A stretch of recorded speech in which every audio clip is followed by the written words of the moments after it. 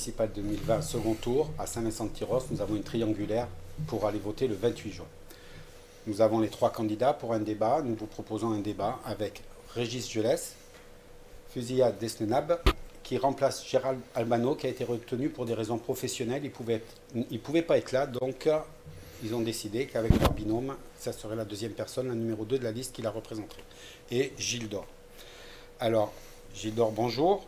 Bonjour. Vous représentez Ozon Tyrosse et Missens. Vous avez 55 ans. Vous travaillez comme chef de projet territoriaux à EDF. Fuzia Desnenab. Bonjour. Bonjour. Tyrosse en commun, 44 ans, et vous êtes chargé de mission au département des Landes.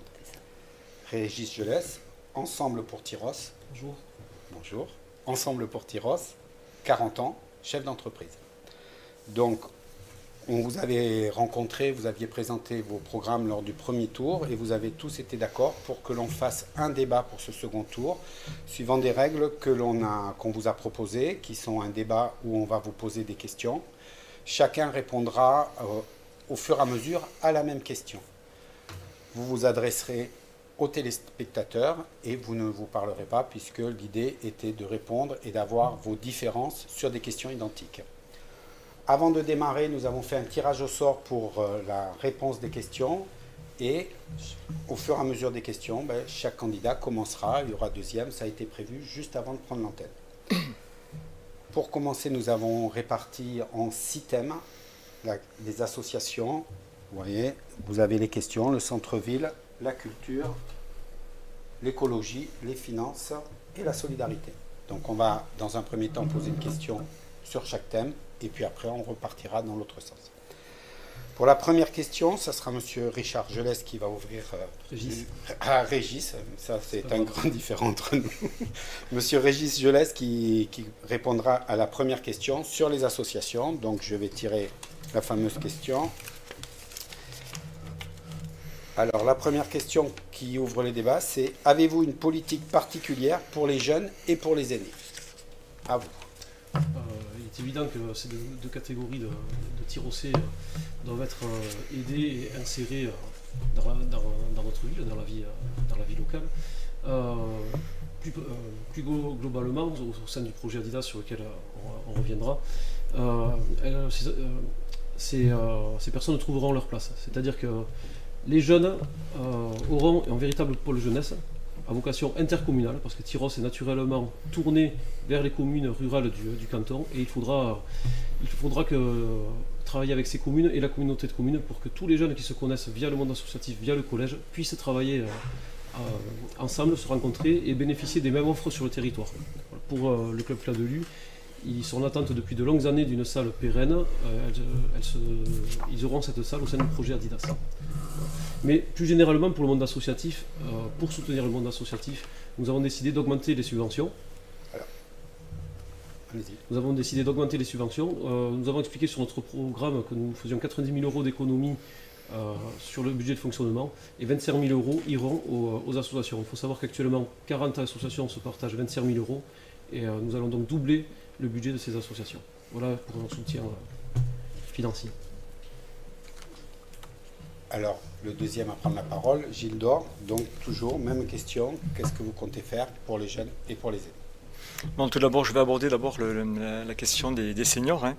Donc, pour l'instant, effectivement, donc, nos seniors n'ont pas de salle dédiée par rapport donc, à leurs activités, leur animation. Donc, nous, on veut dédier très rapidement donc, une salle pour le club Cladelus, donc, qui est composé de 121 adhérents.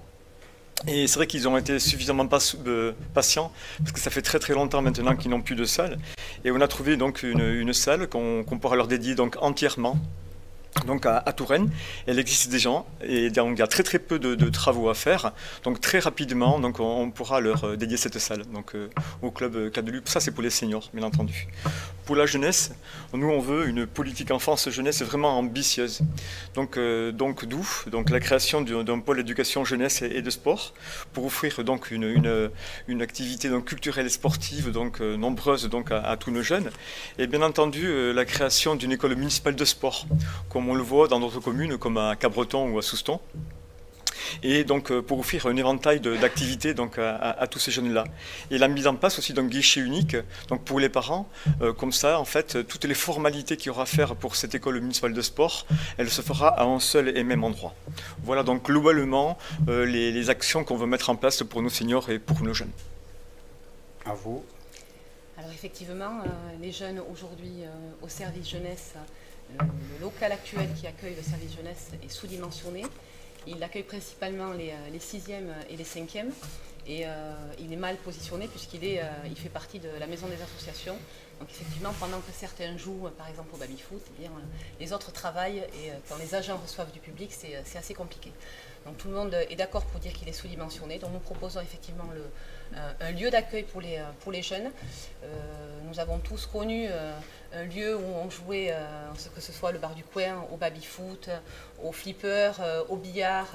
Et bien aujourd'hui, il faut se mettre un peu à la page, proposer ces mêmes choses au sein d'une salle, d'un espace qui leur sera dédié, avec en plus, bien sûr, tout un espace gaming, puisqu'il faut se mettre un peu à la page.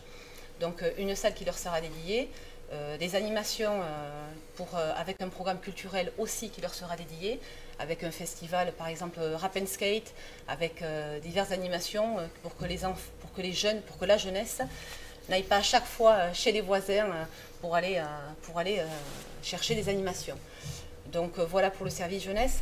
Au niveau pour nos aînés, effectivement, ça fait longtemps qu'ils attendent une salle. Nous leur proposons effectivement la construction d'une salle qui pourra les recevoir, le club de la Cladelue. Mais nous allons plus loin que ça. Il faut qu'on aille chercher davantage les seniors qui sont restés à domicile, qui n'ont par exemple que du portage de repas, qui ne voient que le kiné une fois par semaine. Donc l'idée, c'est aussi d'aller avec les minibus et les partenariats qu'on peut avoir par exemple avec le centre de loisirs, sans forcément investir dans de l'achat de minibus, d'aller chercher ces personnes âgées pour leur proposer des animations, alors venir au cinéma par exemple Cinétir, leur proposer pourquoi pas d'été dansant, des animations où chacun, pas forcément que les, on va dire, c'est pas le bon terme, les personnes valides ou autonomes qui pourraient bénéficier des animations qui se passent à Tyros. Donc il faut qu'on aille les chercher et qu'on crée un petit réseau, un partenariat pour qu'au moins une fois par mois, chaque aîné puisse participer. Soit que l'animation culturelle vienne à elle, soit qu'on puisse aller chercher pour aller vers la culture. Voilà, donc c'était les réponses à la première question. Donc vous avez pu voir que vous avez un timing sous chaque personne qui répond. Nous sommes partis, chaque candidat répondra pendant 20 minutes aux questions. On est parti sur 17 minutes globales de questions et il leur restera 3 minutes à peu près pour répondre, pour dire ce qu'ils ont à vous dire. Donc voilà, à chaque fois, vous allez voir ce décompte et vous verrez le temps qu'il leur reste à parler. Donc pour cette deuxième question, on va parler du centre-ville. Alors le centre-ville, on a eu plusieurs questions, on a eu 3 questions. On vous a préparé 3 questions. Alors, on va parler marché, puisque voyez-vous des améliorations apportées au marché de Tyros? Envisagez-vous et est-il possible de mettre en place un marché de producteurs locaux? Alors le premier qui répond, c'est madame qui répond la première. Le marché de Tyros fait partie de notre programme puisque nous proposons déjà d'une part de l'animer. Nous proposons l'installation d'un kiosque, il y a l'électricité à proximité. Nous proposons donc l'installation d'un kiosque pour pouvoir y recevoir les jeunes dont on parlait tout à l'heure, qui pourront venir se produire et faire des animations au niveau musical ou autre sur ce kiosque qui animera le marché. Nous avons sondé tous les commerçants, tous les camelots du marché aujourd'hui, qui sont satisfaits de la clientèle, du marché qui se déroule le vendredi. Donc nous les avons sondés, ils ont eu écho d'un changement de date, nous les avons confortés en leur disant qu'il n'y avait pas question de modifier ce qui fonctionnait très bien. Du coup, nous, ce que nous proposons, c'est effectivement de maintenir ce marché du vendredi, l'animer davantage et peut-être de permettre l'accès à les cafetiers à peut-être aussi occuper les terrasses, animer donc cette place. Les marchés de producteurs, nous avons aussi proposé effectivement de mettre des marchés de producteurs et nous allons plus loin que ça puisque nous proposons aussi d'investir les arènes. Je vous explique, les arènes, donc, ça permettrait d'animer davantage, d'occuper un peu plus cet espace, mais aussi, en cas de pluie, par exemple, d'occuper l'intérieur des arènes. Le marché de producteurs, c'est évident qu'il faut le soutenir de façon à soutenir les circuits courts qui, plus que jamais, ont montré leur pertinence, leur nécessité pendant la période que nous venons de vivre. Deuxième personne qui répond à cette question, Monsieur Régis, je laisse. Voilà. Bon, déjà, si on parle de démographie, il faut savoir qu'à Tyrosse, il y a la tranche d'âge la plus représentée, c'est les 30-44 ans. 1700 Tyrossais entre 30 et 44 ans, suivi des 0-15 ans. Donc on voit bien qu'on a une population relativement jeune. La troisième tranche d'âge, c'est les 45-60. Toutes ces personnes ne peuvent pas accéder au marché. Donc nous souhaitons déplacer le marché le samedi matin. Et nous avons rencontré les camelots en partie, on sait qu'il y a des réticences, mais tous les commerçants du centre-ville, qui y sont tous favorables, les commerçants sédentaires, tout simplement parce que l'apport d'activité en centre-ville le samedi matin pourra bénéficier à l'ensemble des Tyrossais et naturellement bénéficiera aux commerçants de la Nationale 10. Voilà. Et pour ce qui est de la place du Foirail, évidemment, nous voulons la revégétaliser et compenser les pertes d'emplacement en faisant courir le marché jusqu'à la Nationale 10 par la rue du Centre et la rue de l'avenue de la Gare. Monsieur Gildor, à vous de nous donner votre vision du marché. D'accord, donc sur ce sujet-là, en fait, donc nous, on est allé rencontrer les gens qui participent à ce marché-là le vendredi. Et effectivement, c'est un marché traditionnel qui est historique et qui fait partie de l'histoire. Et donc, nous, on ne veut absolument pas bouger cette journée du vendredi. Sur le marché du Foirail, c'est un projet c'est le deuxième projet de mon programme, on veut effectivement le reconfigurer pour en faire des halles, d'accord. Donc, on va couvrir les halles dans une seconde phase et faire revivre ce Foirail et ces halles plusieurs jours par semaine. Donc mercredi en marché bio, le vendredi dans le marché traditionnel et les samedis dimanches diverses animations pour les jeunes et les moins jeunes. Ces évolutions des halles, on les veut aussi dans une démarche de transition écologique. On veut les végétaliser, on veut y mettre du mobilier urbain et bien entendu il y aura un animateur au centre-ville qui effectivement participera à toutes ces animations et qui fera l'interface entre la collectivité, la mairie et tous ces commerçants, ces producteurs qui s'installeront sur ce marché couvert pour renforcer bien sûr donc les liens donc, entre les commerçants, les producteurs bio ou traditionnels et la collectivité. Beaucoup d'animation, donc comme je vous l'ai dit, donc, le mercredi en marché bio, le vendredi on fait perdurer donc, le marché traditionnel et tout le week-end les animations diverses, donc dégustations et concerts ou autres animations. Voilà, donc là, première question sur le centre-ville, on va attaquer la culture. Donc je sais que la culture c'est souvent très attendu, alors on va, je tourne pour qu'on puisse, je les ai déjà tournés avant l'émission, je tourne. Question, alors pour commencer, c'est encore madame qui commence. Alors on va parler animation, quelles sont les nouvelles animations que vous envisagez pour développer le lien social et intergénérationnel? Donc il y a déjà eu des pistes, comment vous voulez travailler? Alors oui, effectivement, nous avons commencé à l'évoquer tout à l'heure.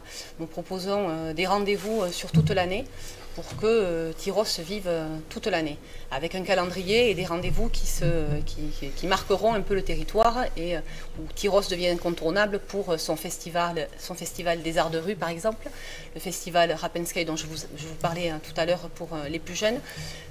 Plusieurs animations qui font qu'on animera la ville de Tyrosse qui s'est appauvrie en termes d'animation, malgré un service, une association dédiée à la culture, qui est un peu en peine du fait aussi de son budget. L'idée c'est de proposer un vrai service culturel, une vraie porte d'entrée culture au sein de la mairie, au sein de la municipalité, et ensuite créer un maillage avec un réseau avec les opérateurs déjà existants. Hein. Je parle du pôle sud par exemple, je parle des collectivités avoisinantes pour créer un agenda qui couvrira sur toute l'année et proposer des animations. Les animations de la ville seront aussi bien sûr autour de la médiathèque que nous proposons de construire. Une salle multiculturelle où chaque association, nous avons un riche tissu associatif à Saint-Vincent-Tyros et il faut le conforter. Du coup, cette salle multiculturelle pourra être occupée par les associations et nous pourrons diversifier toutes les animations. Mais voilà, ce sera du concert, ce sera du théâtre, ce sera diverses choses pour faire découvrir la culture à Saint-Vincent-Tyros et aller plus loin que ce qui est proposé aujourd'hui. En deux, Monsieur Régis Jeunesse. Déjà, pour ce qui est de la culture, on part de très loin, je pense. Donc il a lieu d'y avoir, il faut créer à Tyros des vrais lieux de culture. Il y en a un qui existe à Pôle Sud, l'école conservatoire de musique, et il n'y a aucun lien entre la municipalité actuellement et Pôle Sud. Donc il faut créer un vrai travail, une synergie entre la municipalité et Pôle Sud. Et ensuite, il faut des lieux de culture. Les lieux de culture, nous souhaitons les créer au sein d'Adidas, avec une Culturez-vous qui pourrait être transférée au sein de l'usine Adidas, et donc une médiathèque, c'est quand même un point fort de notre projet, et une véritable salle de spectacle pour faire des concerts ou du théâtre, pour que la salle de cinéma reste une salle de cinéma. Voilà. Ensuite, j'entends parler tout le monde parle de médiathèque ou de lieux de spectacle, mais pour ça, il faut avoir du foncier, il faut acquérir du foncier. Nous souhaitons acheter l'usine Adidas.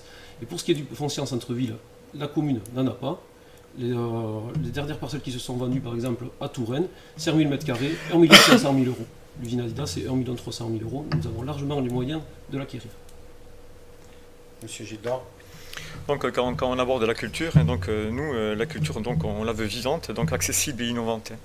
Donc quand on parle de culture, donc elle est aussi intergénérationnelle. Donc on veut la faire effectivement donc avec nos seniors. On veut la faire bien sûr en partenariat donc avec toutes les associations et favoriser les échanges. La culture, on la veut aussi dans deux endroits dans Tyros.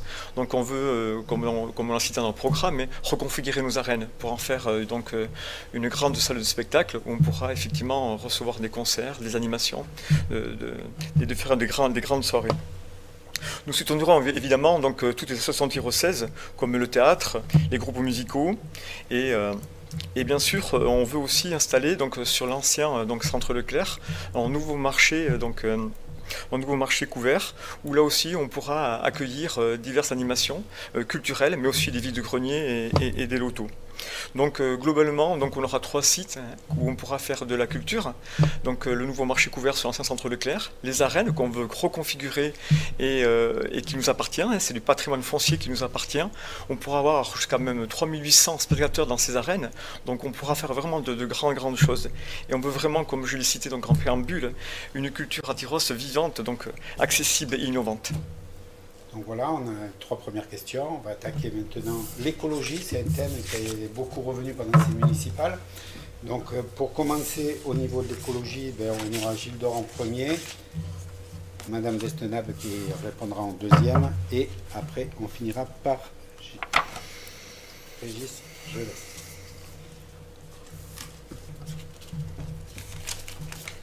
Alors, la première question qui...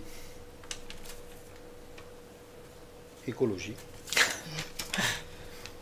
Existe-t-il un arrêté interdisant la traversée des poids lourds? Et si oui, comment comptez-vous le faire respecter? C'est vrai que j'étais surpris, mais c'est l'écologie. Oui. Alors, Monsieur Gildor. C'est à moi.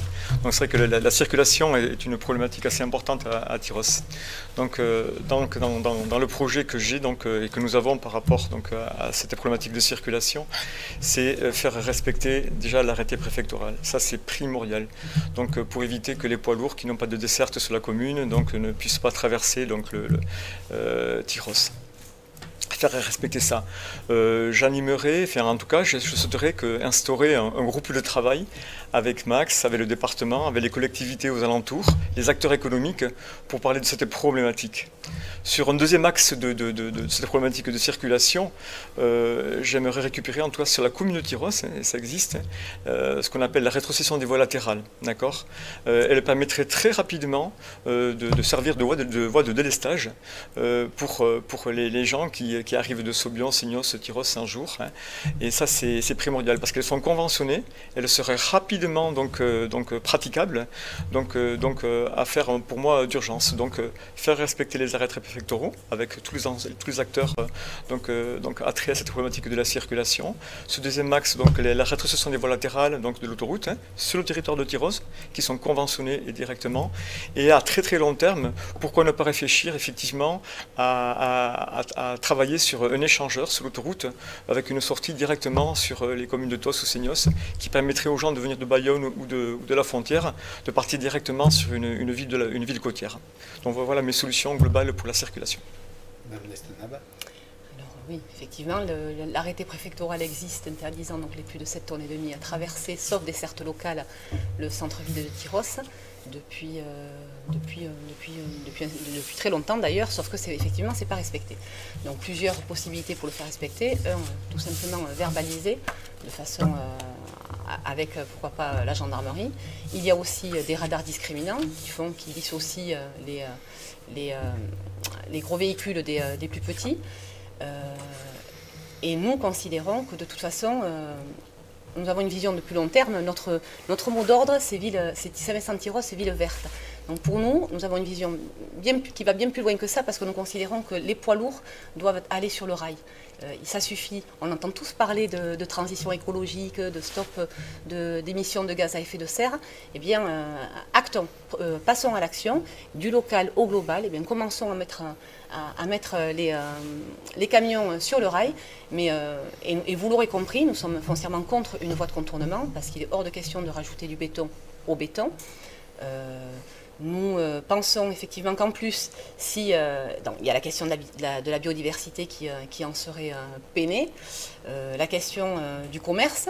Tous les commerçants nous indiquent que si nous faisons une voie de contournement, y compris les véhicules, les voitures ne prendront plus le centre-ville et de fait n'iront plus s'arrêter dans les commerces du centre-ville. Et dernière chose, effectivement, nous sommes contre les expropriations. Du coup, je rappelle également que le collège est amené à être déplacé, ce qui fait qu'y compris nous avons un axe qui va se désengorger de lui-même puisqu'il sera construit ailleurs. Voilà, nous avons je vais juste terminer en parlant de la règle verte par rapport à l'écologie. C'est notre ligne de conduite. Toutes les actions municipales devront être guidées par la question quel impact on a sur les sols, sur l'air, quel impact on a sur la vie des Tyrossais. Donc nous serons guidés par cette question de préserver l'environnement et donc on ne rajoutera pas du béton au béton. Oui, l'arrêté préfectoral date du 30 juillet 1999. Il est évident qu'il faut le faire respecter, y travailler et malheureusement nous n'avons pas toutes les cartes en main.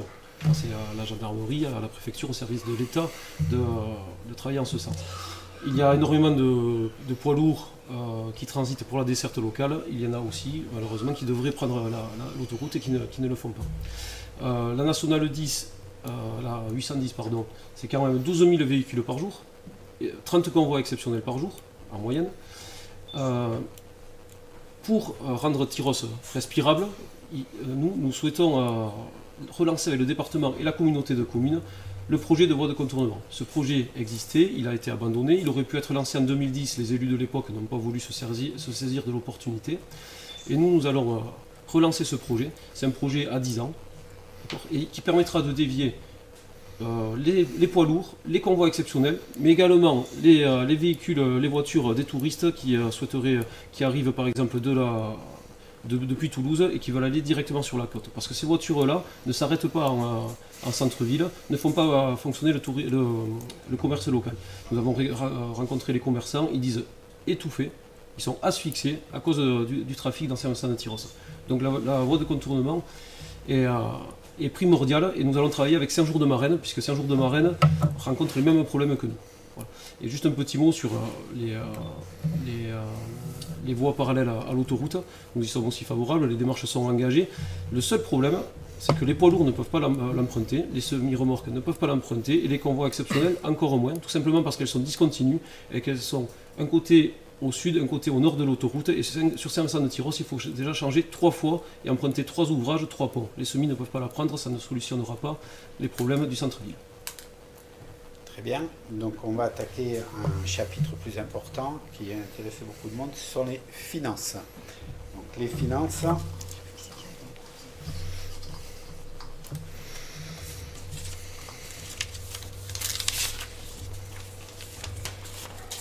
Alors, au niveau de vos projets, puisque tout le monde parle de vos projets, il faut les financer.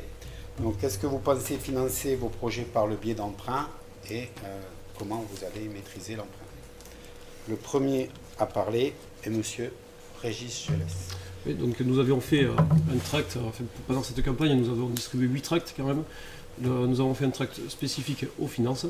Actuellement, la ville est en été aux alentours de 4-5 millions d'euros et nous allons relancer les emprunts qui arrivent à extinction. Nous remboursons 900 000 euros par an d'emprunts plus intérêts et dans les 3 ans qui arrivent, 6 emprunts arrivent à extinction. Si nous ne les relançons pas, le remboursement annuel de la dette tombera à 400 à 500 000 euros environ. En relançant ces emprunts au fil du temps, nous sommes en capacité d'emprunter 5 à 6 millions d'euros. Et ce qui est important, ce n'est pas le volume global de la dette, qui remonterait à 9-10 millions, mais la capacité de remboursement que l'on a.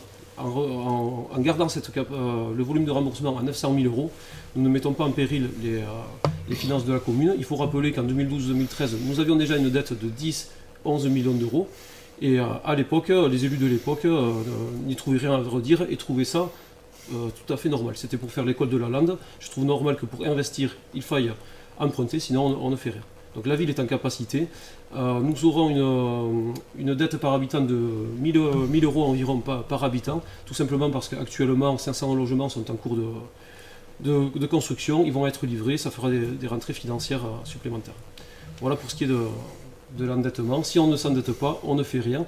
Et les Tyrossais savent bien que ça fait 10, 15 ans, 20 ans qu'ils réclament des moyens pour la culture, des moyens pour les associations, des salles pour les associations, et nous les créerons grâce notamment au projet de l'usine Adidas qui sera un lieu central. Monsieur Gildor, à vous. Donc dans le programme que nous avons donc, pour Ozon, Tyrosse et Missens, on a 3 grands projets. Donc il y a le nouveau marché couvert donc, à l'ancien centre Leclerc, on a la restructuration du foirail et les arènes.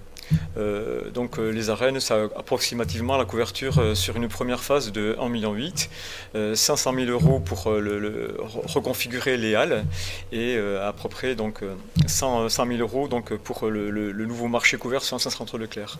Quand on considère l'endettement de la commune, donc effectivement en fin 2019, nous étions à peu près à 6 millions et quelques d'endettement et on peut considérer effectivement que pour une commune de la grandeur de Tyrosse, on peut, en 2012 par exemple, Tyrosse a eu un endettement de 10 millions d'euros.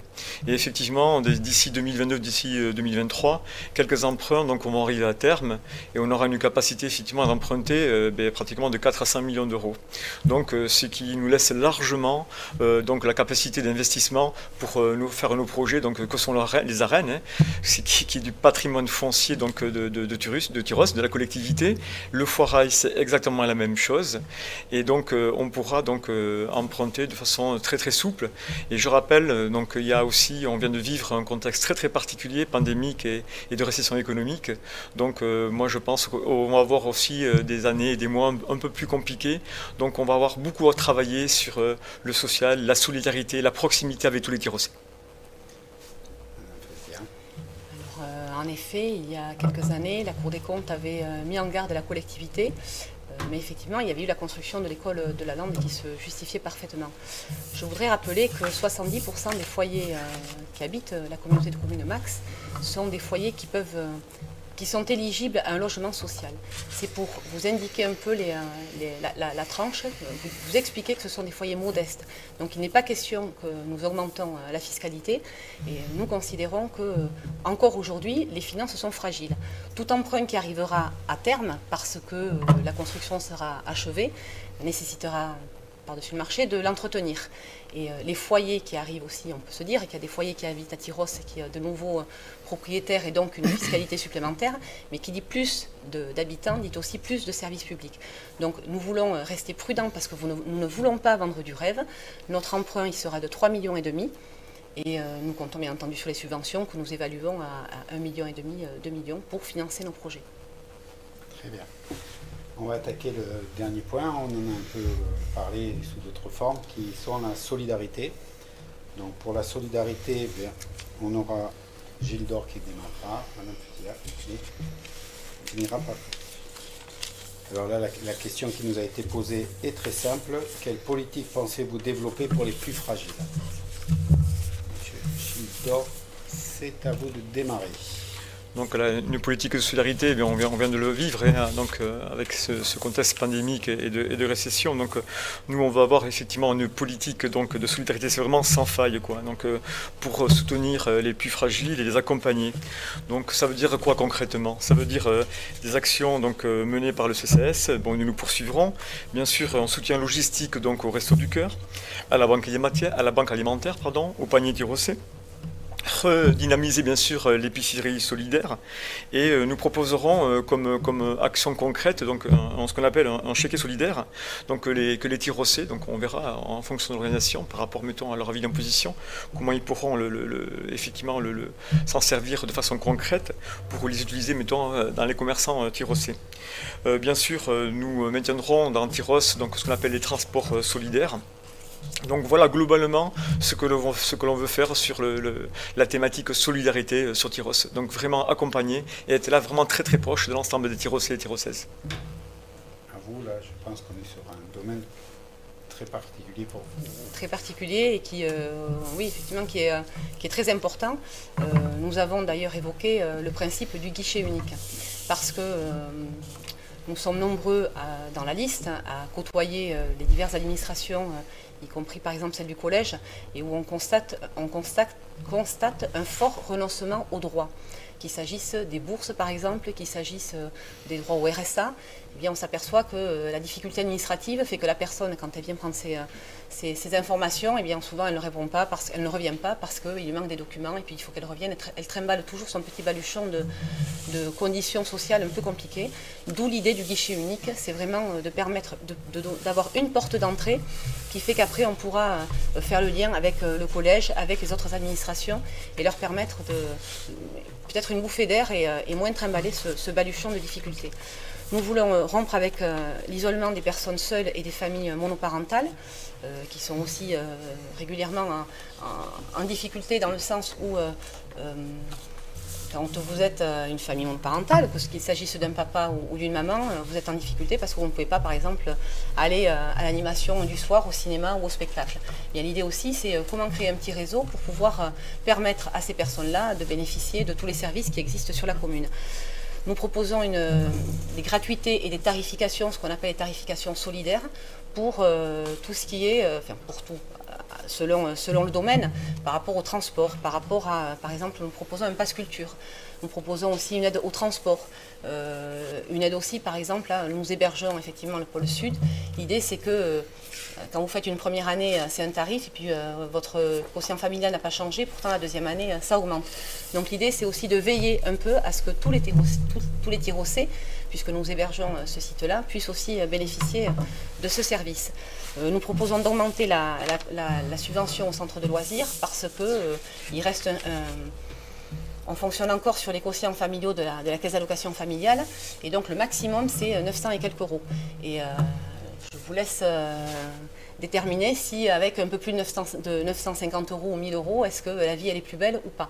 Donc l'idée c'est aussi de travailler le centre de loisirs pour augmenter sa subvention de façon à ce que le reste à charge des familles soit moins élevé. Nous proposons aussi pour une égalité face à l'éducation, ou plutôt pour aider un peu ces familles, l'aide aux devoirs pour que ce moment de devoir soit moins agaçant, soit pour les familles qui rentrent tard chez elles. Je pense aux familles qui travaillent dans le commerce par exemple. Et enfin, nous voulons accompagner les personnes qui sont un peu toutes seules face à les aidants, avec les personnes qui sont, par exemple, qui ont des enfants qui sont autistes, les personnes qui accompagnent ce qu'on appelle les dyspraxie, dyslexie, etc. Dès lors qu'on ne rentre plus, pardon de le dire comme ça, mais dès lors qu'on ne rentre plus dans la case, on est un peu mis de côté et du coup, c'est un peu compliqué. Voilà, donc on veut aller vers toutes ces familles-là. Monsieur Laure, à vous. Ça a été fait. Hein, c'est à moi. Excusez-moi. Oui. Je suis en train de surveiller les chronos de tous les côtés. C'est pour ça que je... Donc, c'est à moi.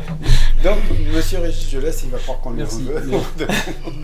Merci. Excusez-moi. Déjà, pour revenir juste sur la question précédente, je suis heureux de constater que le volume d'endettement qu'on propose fasse consensus, et que Gilles d'Or propose le même volume d'endettement. C'est pas ce que j'avais entendu jusque-là.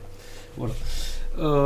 Pour ce qui est du CCAS, évidemment, nous allons continuer de fonctionner avec, nous allons continuer de travailler avec les paniers rossés, les restos du cœur, la banque alimentaire. C'est des actions qui existent déjà, qui ont été mises en place par les précédentes municipalités, et nous allons les maintenir.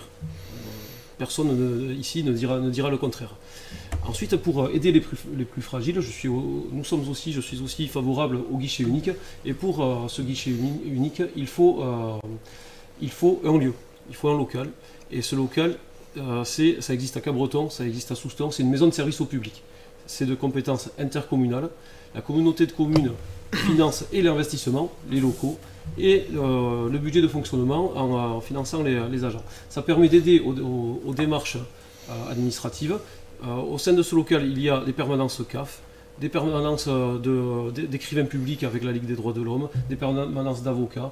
Il y a le conseil départemental d'accès aux droits qui tient également des permanences, et ça permet facilement de passer d'un guichet à l'autre, ou de faire transiter l'information très facilement. Pour ensuite les plus précaires, par exemple sur les économies que nous avons prévu de réaliser sur le budget de fonctionnement, parce qu'il faut bien réaliser des économies si on veut augmenter les subventions quelque part. Nous avons prévu sur ces 90 000 euros d'économies qui sont dus au non-renouvellement de l'emploi de cabinet, 47 000 euros, et ensuite à la diminution du nombre d'élus et des indemnités des élus, on arrive à un volume de 90 000 euros.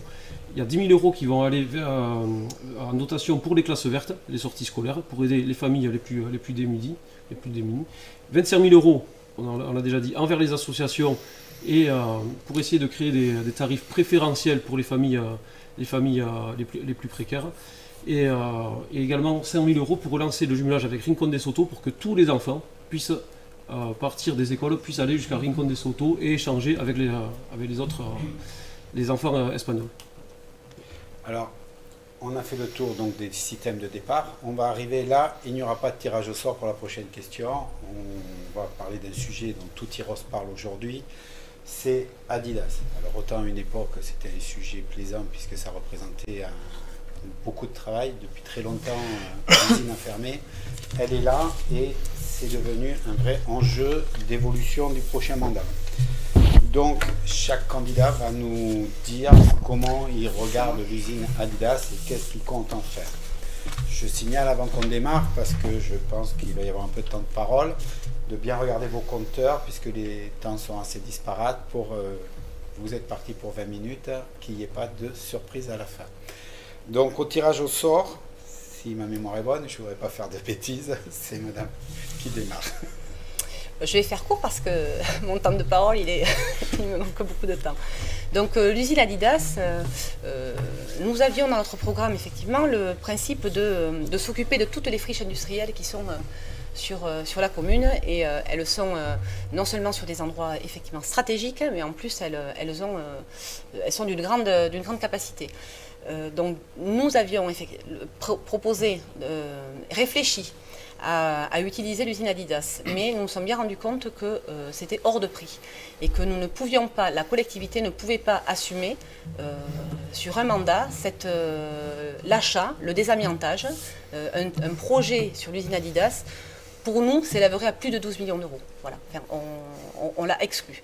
Aujourd'hui, les choses sont claires. La communauté a refusé son droit de préemption. La communauté des communes a refusé ne s'est pas saisie de son droit de préemption. De toute façon, il fallait que la communauté de communes ait un projet global Or, elle n'en avait pas, donc je ne vois pas pourquoi demain elle en aurait un. Et donc pour nous, l'usine est vendue à un promoteur qui prévoit de faire 80 logements et des commerces. Nous proposons d'engager des négociations pour que sur cette surface de plus de 5000 m² soit dégagée une surface qui revienne sur le domaine public, et donc pourquoi pas une salle municipale, pourquoi pas, voilà. Nous sommes sur ce principe-là. Pour nous, Adidas est vendu. Monsieur Gildor. Donc effectivement, le site Adidas est un sujet assez polémique actuellement. Donc j'aimerais, pour vos auditeurs, en fait, repréciser certaines choses très factuelles, quoi. Donc on dit, d'ailleurs, Monsieur Jeunesse l'a dit récemment, que j'étais un bétonneur, une urbanisateur à outrance, par rapport au fait que je ne voulais pas préempter par rapport donc, à ce site Adidas. Je voudrais juste préciser qu'en fait, le maire, le premier magistrat de la commune, est souverain dans l'exercice de son droit de préemption. D'ailleurs, lorsqu'on regarde les annexes du droit de préemption du PLU, donc, de 2019, donc, de Max, en fait, le maire donc, exerce ou pas son droit de préemption, et la communauté de communes en fait ne fait que valider ce qu'a décidé donc le maire de la collectivité. Et aussi pour préciser à tous vos auditeurs que malgré le contexte pandémique, donc il y a eu effectivement une période après le 12 mars où tous les actes notariés ou les DIA, ce qu'on appelle les déclarations d'intention d'aliéner, que l'on envoie donc à toutes les collectivités, sont suspendus. Là, pour être plus précis par rapport à tous vos auditeurs, la DIA, la fameuse DIA, donc entre le cesseur et le vendeur, et le notaire qui a été mandaté pour ça, a envoyé ce document le 24 février, non préempté par le maire le 2 mars, non préempté par M. Froustey, qui dit renoncer à cette vente parce faute de projet, en date du 5 mars. Donc tout était donc acté avant le 12 mars, ce qui veut dire qu'en fait maintenant, on en est à un point où c'est le permis de construire, et le futur maire, en fait, n'aura qu'à travailler en partenariat, on n'aura pas le choix, parce que c'est le choix de la mairie sortante d'avoir fait le choix de ne pas préempter. Donc il faudra travailler en partenariat avec ce promoteur pour ces logements à moyen modéré, d'accord? Il y en aura 80, et tous ces commerces tout près de la gare qui seront créateurs d'emplois. Et effectivement, suite aux annonces de Sud-Ouest, effectivement on s'est rendu compte, parce que nous on a voulu en savoir un peu plus, donc on est allé rencontrer le promoteur qui effectivement nous a montré tous les actes, donc qui faisait état effectivement de la vente, les promesses de vente, les DIA et des droits de non-préemption par les collectivités et par M. Presse-Foussaille qui renonçait au projet, et surtout de l'analyse de l'amiante sur le site. Donc en fait, toutes les toitures et les structures sont à détruire entièrement. Donc effectivement, c'est un projet qui est un gouffre annexe pour la collectivité, et moi je ne veux absolument pas, et d'ailleurs je suis content que ça ne se fasse pas parce que ça aurait endetté la commune à un point terrible, et je ne veux pas que ma commune soit sous la tutelle de la préfecture. Voilà. Monsieur, je laisse. Mais moi je m'étonne quand même que les deux adversaires se fassent une joie, que ce patrimoine historique quand même et de l'histoire locale tombe comme ça aux mains du privé. Quand il sera aux mains des promoteurs, la négociation elle sera très difficile à mener. Alors ensuite, je m'inscris en faux, enfin, c'est vraiment de la mauvaise foi. Pierre Froustey a écrit aux trois candidats. Sud-Ouest a fait un communiqué de presse à Sud-Ouest. Le communiqué de presse est très clair. Cette notification est un porté à connaissance, c'est-à-dire c'est juste une information, qui doit être confirmée ou infirmée par courrier officiel, et ce dans un délai de 2 mois. L'équipe municipale qui sera élue à Tyrosse le 28 juin aura jusqu'au 10 juillet pour éventuellement demander à la communauté d'avoir recours ou non à son droit de préemption. Donc le droit de préemption court toujours, tout simplement parce que la communauté de communes, à 10 jours, 15 jours d'une élection, n'a pas voulu se prononcer, et quoi qu'on en dise, ce courrier est neutre, parce que le choix de préempter ou non appartiendra à la municipalité, à la prochaine municipalité. Si cette municipalité a un projet, nous avons un projet, nous préempterons, sinon la municipalité choisira de ne pas exercer ce droit. Et ce qui me choque ici quand même, c'est que mes deux adversaires sont ravis ou veulent faire croire que le site est vendu en espérant que les Tyrossais, faire croire aux Tyrossais qu'ils n'ont pas le choix. Oui, la démocratie pourra s'exprimer, soit les Tyrossais veulent prendre la main et récupérer l'usine Adidas pour en faire un lieu ouvert, un lieu culturel, un lieu de service public et un lieu de développement et de soutien au monde associatif, soit ils veulent laisser Adidas aux promoteurs. Mais ce choix pourra s'exprimer et s'exprimera le 28 juin dans les urnes. C'est totalement mensonger de dire que Adidas est vendu. Et un dernier point quand même sur le droit de préemption, la commune n'a plus de droit de préemption depuis 2015. Il est d'usage sur la communauté de communes d'interroger les communes pour savoir si elles sont intéressées ou pas pour une parcelle, par un bâtiment qui est à vendre. Par contre, le droit de préemption a été transféré à la communauté de communes par délibération du 17 décembre 2015 et par arrêté préfectoral antérieur du 24 novembre 2015 qui approuve l'extension des compétences de la communauté de communes en matière d'urbanisme. Donc c'est, on va dire, pour un fonctionnement en bonne intelligence que les communes sont consultées. Par contre, les communes n'ont plus de droit de préemption et ça a été voté en 2015. Et Monsieur Dor disait qu'il y a à voir les DIA, les déclarations d'intention d'aliéner, et la réponse de la commune. Alors, est-ce que j'aimerais bien qu'il nous rappelle ce qui est écrit dans le courrier de la commune, signé par Madame Chussot, et ce qui est écrit sur toutes les réponses des communes. La ville renonce à acquérir le bien et vous précise que la communauté de communes Max est le bénéficiaire du droit de préemption. La commune n'a plus de droit de préemption, c'est un avis. Le droit de préemption court toujours, simplement parce que Max a jugé bon que la démocratie s'exprime et a voulu attendre de savoir si une équipe avait un projet ou pas sur le site. Nous achèterons l'usine Adidas. Voilà, je crois que tout le monde a bien dit sa position. Je sais qu'il y en a qui vont vouloir répondre. C'est pour ça, je rappelle, qu'on a laissé 3 minutes à la fin pour que chacun puisse dire ce qu'il a envie de dire concernant ce qu'il veut. Et donc à ce moment-là, ceux qui veulent répondre à ce qui a été dit, vous aurez le droit. Est-ce qu'on est d'accord là-dessus? Ça vous convient? C'était pour ça qu'on avait donné ces 3 minutes tampon pour que vous puissiez justement répondre ou pas, ou adapter. Aujourd'hui, on est à 8,46 au niveau de Gilles d'Or, 7,12 Régis Gelès et 6,07 pour moi-même. Donc, on va attaquer le deuxième tour des questions. Alors, comme là, on n'aura pas le temps de tout faire, ce que je vous propose, c'est qu'on a l'ordre de qui doit parler en premier. Il choisit un thème et je tire une question dans le thème qu'il a choisi. Est-ce que ça vous convient? Vous êtes d'accord? Donc, question 7, Gilles d'Or qui doit poser une question, qui doit répondre à la question en premier. Quel thème choisissez-vous? Moi, je vais prendre les associations. Il faut que je trouve. Voilà. Donc, je tire au sort parmi toutes les questions. Alors, la question est rugbystique. Le rugby à Tyrosse étant le sport leader, aurez-vous une politique spécifique pour le soutenir? Je commence? Ben oui, c'est d'accord. choisi. Ok. Donc je rappelle donc à tous vos auditeurs que je suis donc président du club de handball depuis maintenant 6 ans sur Tyrosse et que malgré tout je respecte parfaitement donc mon collègue président de l'UST. Donc je rappelle que l'UST aussi c'est l'école de rugby, c'est bien sûr l'équipe Fagnon, c'est l'équipe semi-professionnelle et c'est les Esquiros bien sûr et l'équipe du Centenaire qui anime donc toute l'UST rugby. Donc évidemment donc je suis très très proche d'eux parce que je travaille beaucoup avec eux justement pour organiser des animations.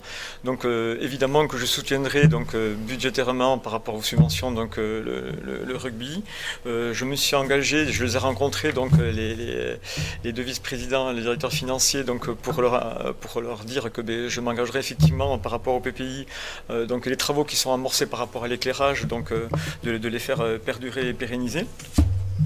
Et bien sûr, au-delà du rugby, je ne veux pas oublier bien entendu toutes les autres associations parce qu'elles sont nombreuses, il y en a plus d'une centaine, donc culturelles et sportives, et je ne veux pas les citer toutes parce que je ne veux pas faire de jaloux, mais effectivement, donc voilà, c'est l'ADN du Tyrosse, le rugby, voilà, donc sachant que l'handball est pas mal placé aussi, mais voilà, donc en tout cas, ce qui est certain, c'est que ouais, je serai toujours proche d'eux pour les accompagner tout au long de l'année.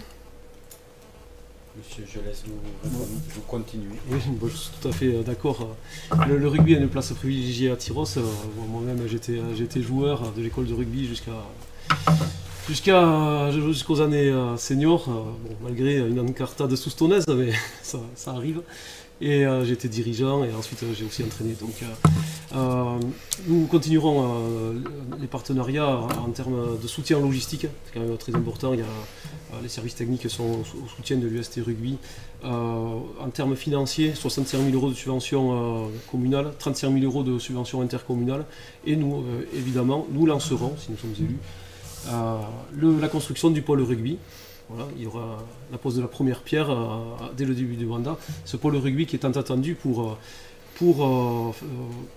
faire de Tyros, que Tyros redevienne ce qu'elle est, un pôle de formation d'excellence. Voilà. Pour les travaux du stade qui ont débuté avec la rénovation de la main courante, il y a l'étanchéité de la tribune à revoir, il y a l'éclairage. Heureusement, il y a énormément de subventions nationales, mais également du SIDEC pour l'éclairage. Nous continuerons la rénovation du stade, et avec même pour idée peut-être de couvrir la petite tribune, puisqu'il y a au niveau de Max une société d'économie mixte qui s'appelle Max Énergie, et qui cherche à développer les énergies renouvelables, dont le photovoltaïque. Et donc nous ferions financer la couverture de la petite tribune par une couverture photovoltaïque, et c'est Max Énergie, qui a 400 000 € de capital qui financera. Ça ne coûtera rien à la commune, et c'est la vente d'électricité qui remboursera Max Énergie, qui remboursera son emprunt. Et après, il faut que ce stade vive.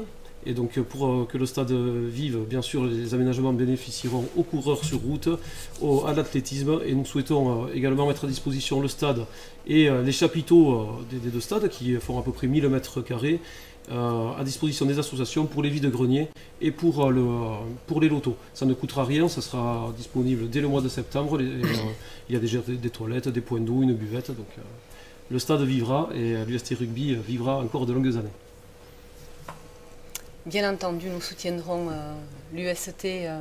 Le rugby fait partie de l'histoire à Tyros, donc bien entendu, nous le soutiendrons. Et nous soutiendrons toutes les associations sportives de Tyros, et nous attacherons également une attention particulière au sport féminin. Une équipe de rugby féminin à Tyros. Absolument. D'accord. Elle joue avec... C'est vous qui démarrez la prochaine question. Allez-y, prenez 2 secondes, il n'y a pas de souci. Choisissez juste votre thème. Je vais prendre l'écologie.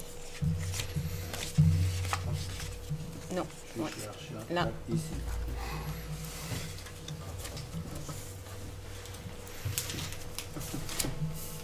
J'ai pas mes lunettes. Sans mes lunettes. Pensez-vous que Saint-Vincent de Tyros doivent être revégétalisés? Bonne question. Très bonne question. Je vous disais tout à l'heure, Tyros, ville verte. Oui, nous entendons planter des arbres partout où c'est possible, et y compris proposer des jardins publics, ce qu'on appelle nourriciers, qui pourront produire, pourquoi pas, des tomates cerises, enfin voilà, pour qu'on puisse, et des vergers qui nourriront les Tyrosaises et les Tyrosais. L'idée, c'est aussi de sensibiliser et d'éduquer nos plus jeunes au fait qu'il y a des saisons, et y compris corriger peut-être des comportements d'adultes qui font qu'on ne mange pas des tomates en hiver. Donc oui, effectivement, nous reboiserons, nous végétaliserons tout, chaque fois que ce sera possible. Et j'en profite pour faire un parallèle avec le bois de Fontaine, où nous avons l'intention de le valoriser. C'est le poumon vert de Tyros, il est extrêmement bien placé, il fait 10 hectares, il appartient à la collectivité, et l'idée c'est de le valoriser. Il a des essences rares, personne ne les voit quand on y passe, donc l'idée c'est de le valoriser tout en le respectant, en utilisant aussi les ruisseaux qui passent. Il y a plusieurs reliefs, il y a de la forêt, il y a des prairies. Donc c'est vraiment pour que chacun puisse l'aménager de façon à ce que chacun puisse s'en saisir, le rendre accessible. On ne peut pas y aller à poussette, on ne peut pas y aller en fauteuil roulant. Donc on veut faire du bois de Fontaine le poumon vert de Tyros valorisé et labellisé, pourquoi pas, un jardin remarquable. C'est un label qui est dispensé par le ministère de la Culture, qui fait qu'en plus nous aurions des retombées économiques, puisqu'on irait au bois de Fontaine et on irait faire un tour au centre-ville, visiter les commerçants. Très bien. Non. Et végétaliser, oui, bien sûr, c'est sans contexte en fait. Hein. Donc, du fait du réchauffement climatique, donc des problèmes de climatisation, de transport qui amplifient effectivement cette chaleur en ville. Donc, nous, il est indispensable effectivement de revégétaliser, donc mettre des arbres, des toitures végétalisées, des façades végétalisées. Donc, il est en tout cas pour moi primordial de faire un audit sur l'ensemble du patrimoine tyrossais hein, pour voir si on ne peut pas reconfigurer donc, les bâtiments publics, donc mettre des toitures végétalisées sur un bâtiment public et bien entendu quand on considère donc le bois de fontaine, effectivement c'est le sauvegarder pour en faire donc profiter donc un maximum de jeunes, de seniors, enfin de l'ensemble des Tyrossaises et Tyrossais, parce que c'est vraiment un endroit qui est important donc en centre-ville donc et l'aménager, pourquoi pas le faire fructifier en tout cas. Voilà. Oui, c'est une évidence, il faut revégétaliser la ville qui est trop minérale. Je tiens à rappeler que nous sommes soutenus par Europe Écologie Les Verts, donc caution morale quand même en matière d'écologie. Pour ce qui est du bois de fontaine, oui, il faut l'entretenir pour faciliter l'accès, mais il faut le laisser à l'état naturel. Nous ne souhaitons pas faire un jardin remarquable, tout simplement parce que les jardins remarquables qui existent, je crois qu'il y en a 400 en France, sont tous payants. Et bon, ça c'est pas une politique de gauche de vouloir faire payer l'entrée du bois de fontaine. Pour ce qui est de la végétalisation, nous voulons revoir la politique de tonte, c'est-à-dire laisser s'ensauvager certaines parties, les faire entretenir par des moutons ou des poneys landais, enfin des espèces locales, pour planter des jachères fleuries. Obtenir le label Bee Friendly, c'est-à-dire j'aime les abeilles et je sauvegarde les pollinisateurs. Et qui dit revoir politique de tonte dit dégager du volume horaire pour les agents, pour que les agents puissent être plus présents dans les quartiers, puisque nous sommes dans zéro phyto. Tout le monde aura remarqué que les herbes folles poussent sur les trottoirs. Et en dégageant du volume horaire, c'est-à-dire que les agents n'auraient plus 3 hectares à tondre, 10 hectares à tondre, ils iraient dans les quartiers pour désherber mécaniquement l'ensemble des trottoirs et être plus présents auprès de la population. Très bien. Donc, prochaine question. Monsieur, je laisse, c'est à vous de choisir la thématique que vous voulez aborder. Finance. Finance.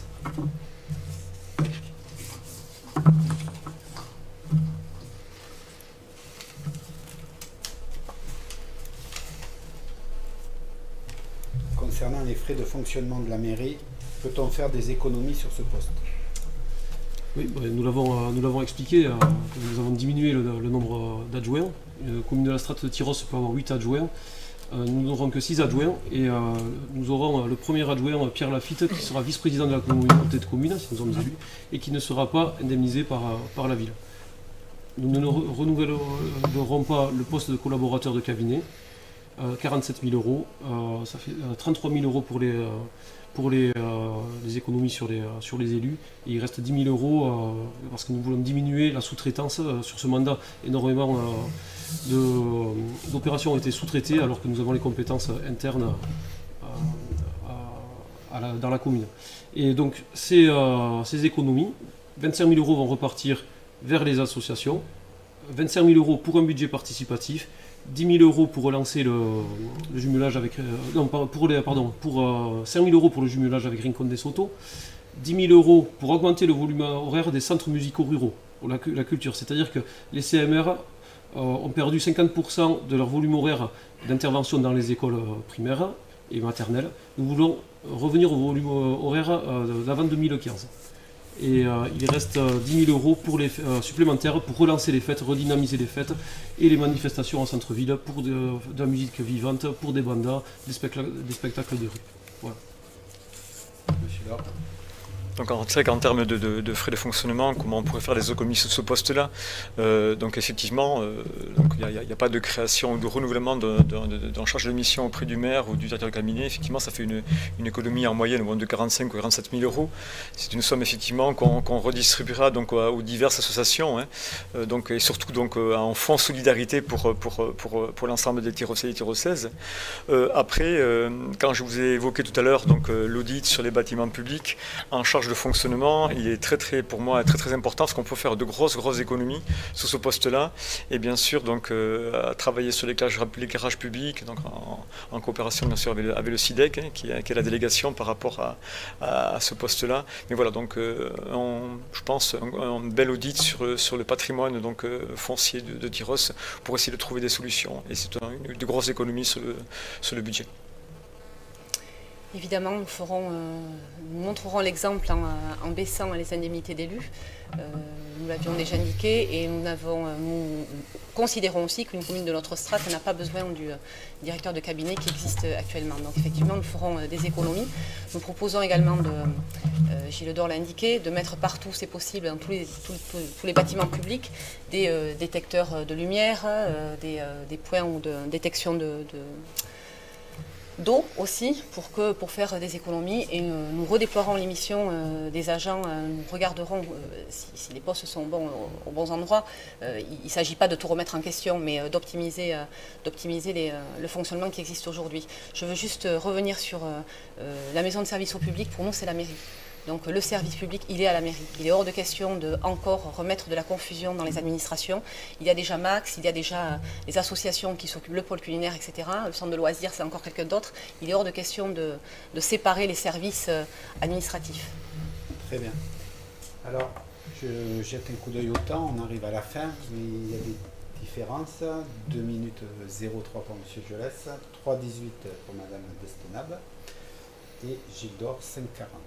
Donc, je serai rapide sur les prochaines. Il va falloir. Voilà. Et alors, pour être sûr, on a retenu. Je vais poser ma question. Ah oui. Cette question-là, c'est vraiment quelque chose qu'on nous a envoyé. C'est une question qui nous a surpris et qu'on a trouvé assez intéressante. Donc, vous pouvez vous attendre à tout. Vous mettre dans l'ambiance de la question. Tu réponds en premier? Alors, je vous la lis. Et C'est moi. Alors, je vous donne l'ordre de réponse. Là, celui qui va être en troisième, je crois qu'il va souffler. Premier, Gilles Dor. Deuxième, Mme Destenab. Troisième, M. Jolès. Être candidat, c'est défendre une philosophie. Comment voyez-vous la notion de pouvoir? M. Dor. Alors déjà, moi je rebondirai pour le pourquoi je me suis présenté en candidat donc au municipal.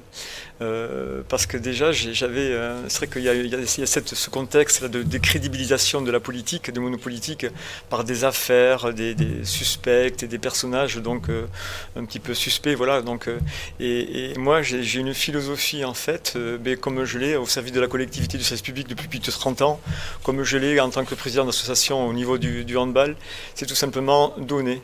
C'est la philosophie, c'est donner, ne rien attendre en retour, tout simplement quoi. Essayer de trouver des solutions et donner aux gens, être proche des gens. Voilà comment j'entends effectivement la philosophie d'un politique, en tout cas d'une collectivité comme celle de Tyros. Oui, mais il y a une deuxième partie dans la question, que je vous la relancerai à tous les trois si vous n'y répondez pas. Première partie, philosophie. Deuxième partie, comment voyez-vous la notion de pouvoir? Car c'est une vraie question, je trouve.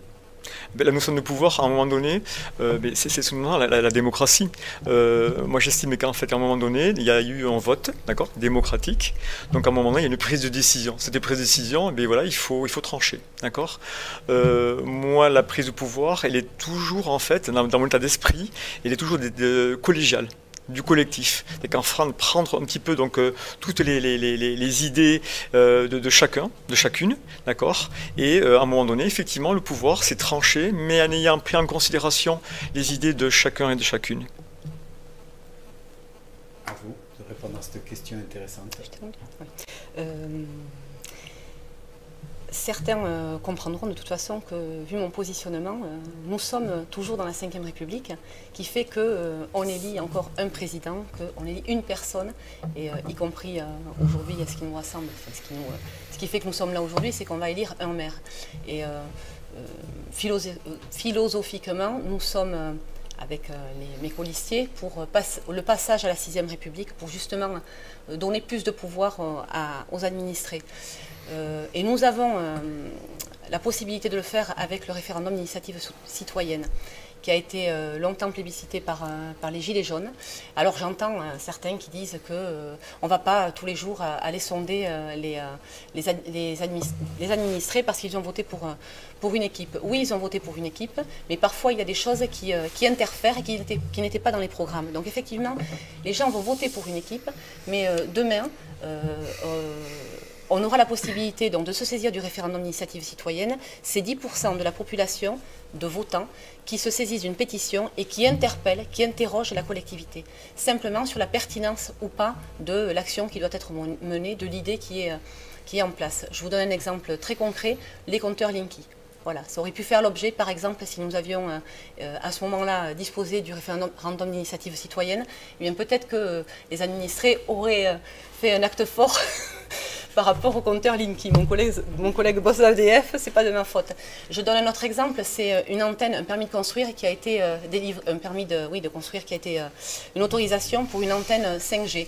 Je pense que c'est des sujets où aujourd'hui les gens ont besoin d'avoir au moins toutes les informations pour comprendre ce qui est en train de se passer. Donc le pouvoir, il doit être partagé. Et il va de soi que nous irons à la rencontre des tirocaises et des tirocais. Merci. Bien. Effectivement, passer en dernier était plus à l'aise, était plus facile. Bon, ça serait mentir, enfin, celui qui dirait le contraire mentirait que dire qu'en prétend à ce poste-là, il n'y a pas une part d'ambition personnelle quand même. D'ambition personnelle par rapport à certaines convictions que l'on veut partager, que l'on veut faire semer sur la commune. Et la notion de pouvoir, je pense on peut la diluer, entre guillemets. Dans la démarche que l'on avait entreprise avec Ensemble pour Tyros, ça fait 3 ans qu'on travaille au projet.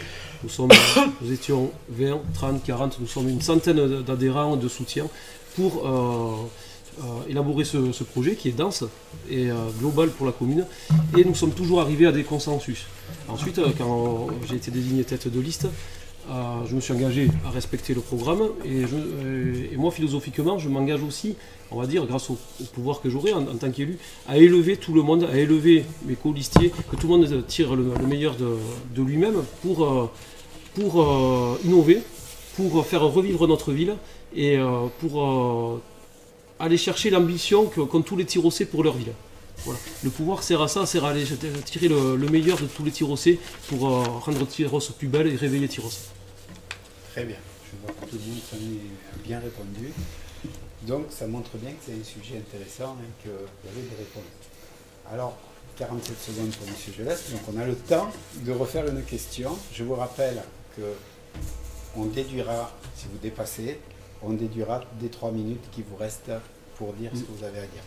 Donc je propose qu'on fasse une dernière question et puis de là on choisira si on rajoute ou si on supprime. Alors ça tombe bien pour cette dernière question ou avant-dernière question, c'est madame qui doit démarrer. Donc je vous laisse choisir le thème qui vous plaît. La solidarité. C'est celui-là. Je vais prendre le premier pour moi. Il nous faut toujours les mettre. Avez-vous prévu de valoriser les circuits courts dans votre commune? Et si oui, comment allez-vous les favoriser?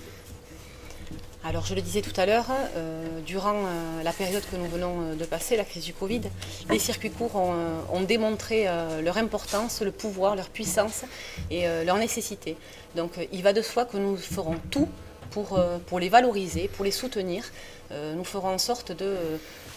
comment dire je donne un exemple, nous proposons un poste de travailler avec la communauté de communes, Max, puisqu'elle a la compétence aussi économie, donc un poste qui permettrait de répondre aux appels d'offres. Aujourd'hui, les grandes entreprises, répondre à un appel d'offres, je repars du début, répondre à un appel d'offres, c'est d'une lourdeur administrative, je vais y arriver. Et donc beaucoup d'entrepreneurs ne peuvent pas y répondre à cause de cette lourdeur administrative. Nous proposons créer un poste avec la communauté des communes qui permettrait d'aller rencontrer que ce soit les agriculteurs, que ce soit les petits entrepreneurs, pour pouvoir répondre à ces appels d'offres, parce que derrière, ça peut générer de l'emploi. S'il y a un chantier électrique, un chantier de plomberie, eh bien, voilà, on a rencontré dans notre porte-à-porte des entrepreneurs qui nous disaient être en difficulté par rapport à ça. Il faut les soutenir, les circuits courts dans leur globalité. Oui. Oui. Alors je vais faire rapidement. Aujourd'hui il y a le pôle culinaire, 5000 repas par jour. Il faut servir du pôle culinaire pour soutenir la relocalisation de la production locale. C'est-à-dire qu'il faut aider les maraîchers à s'implanter. Il faudrait que toutes les communes de la communauté de communes trouvent 2 hectares de terrain agricole pour aider des maraîchers à s'implanter et rassembler, on va dire, leur production pour fournir et pouvoir répondre aux appels d'offres du pôle culinaire. Pour ça, il faut créer un outil, une légumerie qui permettrait de préparer ces légumes et créer de l'emploi de réinsertion. Et ainsi, l'alimentation pourrait être relocalisée sur une ceinture maraîchère autour de la communauté de communes. Voilà une des propositions. Monsieur Dor. Sur les, oui, j'ai bien maîtrisé mon temps. Sur les circuits courts, effectivement, donc c'est en plein dans notre projet, donc par rapport donc à la reconfiguration du foirail, où on veut instaurer effectivement et mettre en valeur donc les producteurs locaux et les circuits courts. Et dans notre projet aussi, il y a un animateur donc du centre-ville, donc qui fera l'interface entre tous les commerçants, travailler avec l'association des commerçants, tous les producteurs, bien entendu. Donc on installerait effectivement donc apparemment là, donc c'est sur 1 jour ou 2 jours par semaine donc au foirail, donc ce marché bio, circuits courts, producteurs locaux. Et bien entendu, on est avec l'animateur centre-ville, on essaiera d'aider toutes les initiatives donc locales. En l'occurrence là, donc il y a 2 jeunes donc d'une pâtisserie boulangerie là sur Tyrosse, Mercat de Sémicens là, qui font avec des amis là donc plusieurs producteurs locaux, une espèce de petit marché. Et ces initiatives là, on va les encourager pour les faire faire sur Tyrosse. Très bien. Voilà, on a fait la série de questions, 20 minutes à peu près pour tout le monde. Donc maintenant, on va les laisser s'exprimer. Ils vont vous dire ce qu'ils ont à vous dire. Globalement, tout le monde aura eu le même temps de parole.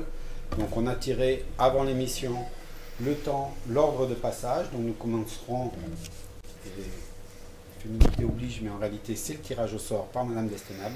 On continuera par Gilles Dor et on finira par Monsieur Gelès. Voilà, ils vont s'exprimer à tour de rôle. Je vous donne la parole, Madame Destenab. Merci. Je vais conclure en indiquant que la liste Tyrosse en commun, c'est une liste de 15 hommes, 14 femmes, de divers horizons qui s'adressent à toutes les Tyrossaises et tous les Tyrossais. Nous voulons mettre toute notre énergie et toute notre sincérité à votre service pour faire revivre le Tyrosse qui nous ressemble. Nous voulons une municipalité qui soit plus proche de chacun d'entre nous, plus proche de chaque quartier. Une ville où chaque euro dépensé sera dépensé dans l'intérêt général pour répondre aux besoins de tous, du nouveau-né jusqu'à nos aînés.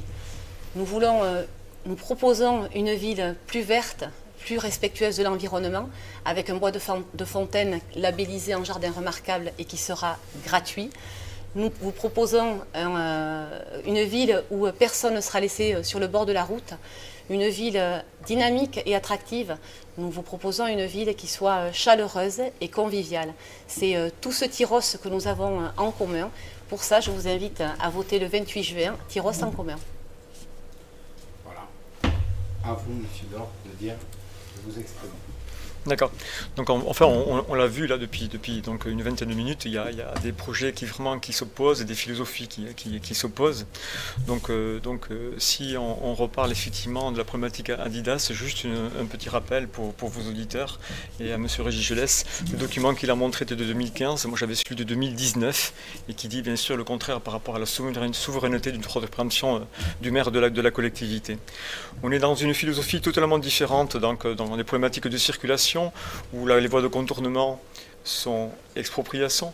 Lorsqu'on veut reconfigurer effectivement des rues comme la rue du Bardo, il faut comment dire, déplacer les caveaux. Donc on est vraiment sur une autre philosophie. Et par exemple, lorsqu'on parle de marché, tout à fait une autre philosophie de M. Gelès, bien entendu, c'est de changer donc, le marché de jour. Notre projet à nous, il est vraiment donc, dans la proximité. Effectivement, nous on est sur du patrimoine foncier qui nous appartient. Donc c'est le foirail, c'est les arènes, c'est un lieu historique qu'il faut vraiment qu'on configure. Dans un périmètre de 50 km, il n'y a aucune salle spectacle, il y a 3800 places. On pourra faire énormément de choses, d'accord, avec un budget qui peut pas être conséquent, mais qui est totalement donc, faisable sur la commune de Tyrosse. Un nouveau marché couvert que l'on pourra donc mettre très rapidement à disposition des Tyrossais pour faire des vides-greniers, des lotos. D'accord. On engagera une politique de solidarité sans faille. On pensera donc à la jeunesse avec une politique ambitieuse pour les jeunes, avec pour exemple donc, la création d'une école des sports. Bien entendu, on sera tout ça dans une démarche de transition écologique et je ferai aussi un dernier point par rapport à ce projet de ville, ce projet de vie. Je suis extrêmement fier là, depuis quelques mois de travailler donc, avec tous mes colistiers compétents de Tyrosse, tous dirigeants d'entreprises, dirigeants d'associations tyrossaises, et on s'est investi et on s'investira longuement et de façon très très proche avec l'ensemble des Tyrossais. Voilà, donc en seul mot, donc votons aux Tyrosse et Messens. Merci Monsieur Dor. Monsieur Gelès, vous êtes le dernier à vous exprimer. Voilà. Allez-y. Donc pour revenir quand même, le PLUI ne concerne aucunement le droit de préemption. Ça c'est clair, le droit de préemption a été délégué à la communauté de communes en 2015. Et d'où la formule employée dans les courriers des communes de Max, la ville renonce à acquérir le bien et vous précise que la communauté de communes Max est le bénéficiaire du droit de préemption. Voilà, fermez le banc, il n'y a rien d'autre à dire. Pour, on va dire, avoir des projets, c'est bien d'avoir des grandes formules, redynamiser, faire développer la culture, mais il faut avoir les outils, et pour avoir des outils, il faut acheter du foncier. Nous n'avons pas de foncier en centre-ville à Tyrosse. Les dernières parcelles qui se sont vendues, place Plaisance, un peu plus de 2000 m², 700 000 €. Les tennis à Touraine, 5000 m², 1 500 000 €. L'usine Adidas est à 1 300 000 €. Il y a des bâtiments, il y a besoin de désamianter, c'est un faux problème, ça se fait. Et donc, acquérir l'usine Adidas, ce n'est pas appauvrir, c'est investir et enrichir la commune. J'espère que notre philosophie quand même est assez claire, c'est rapporter de l'activité en centre-ville et investir pour la commune et pour les générations futures.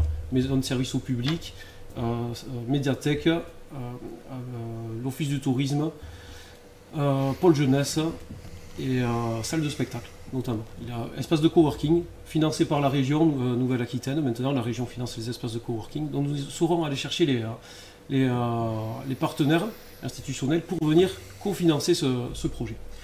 Après, j'ai entendu que le nouveau marché couvert sur l'ancienne parcelle Leclerc allait coûter 100 000 €. Ça serait une location, puisque la parcelle est mise à disposition. 100 000, moi j'ai un devis ici déjà, pour 1200 m² de chapiteaux, 80 000 € annuels. 1200 m². Il n'y a pas les toilettes, les cuisines, les réseaux. Il faut faire le parking, la plateforme. Il y a 1 hectare 2, 12 000 m² sur l'ancien marché couvert. Si on arrondit à 10 000 m², 20 € du mètre carré, ça fait déjà 200 000 € pour décaper l'ancien marché couvert. Si on veut goudronner, 30 € supplémentaires, 300 000 € supplémentaires. Bon, pour ce qui est de notre projet, nous avons un projet global, c'est-à-dire qu'il faut solutionner la circulation à court terme.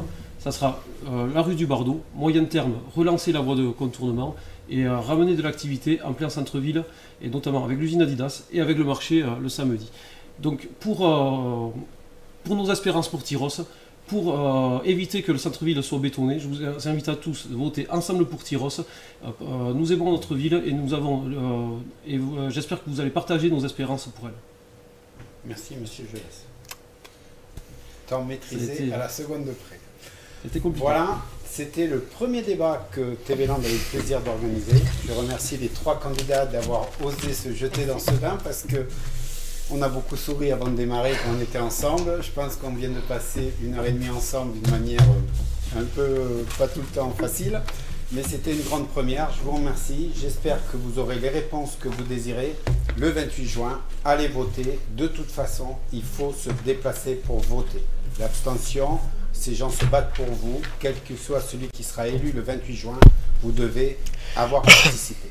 Je vous dis à très bientôt, au prochain débat.